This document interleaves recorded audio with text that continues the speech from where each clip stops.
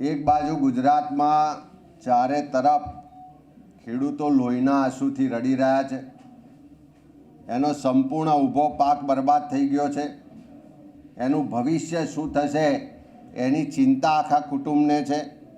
કેટલી જગ્યાએ દેવામાં ડૂબેલા ખેડૂતો આત્મહત્યા કરવી પડે એવી સ્થિતિમાં છે।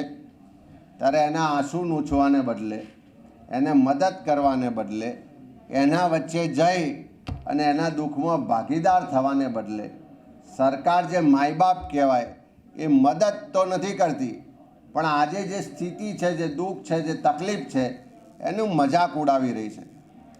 એક મંત્રી જાય છે તો ત્યાં ખેતરમાં જઈને ફોટો સેશન કરાવે છે, કેમેરાની સામે બોલે છે કે ઝડપથી કરો, આ મગફળી ગંધાઈ રહી છે, દુર્ગંધ આવે છે।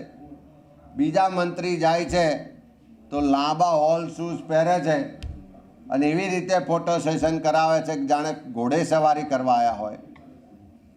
એક બાજુ કુદરત રૂઠી છે, બીજી બાજુ સરકાર નિષ્ઠુર છે અને ત્રીજી બાજુ આ બની બેઠેલા મંત્રીઓ છે ખેડૂતોનો મજાક બનાવે છે, આખી સ્થિતિનો મજાક બનાવે છે।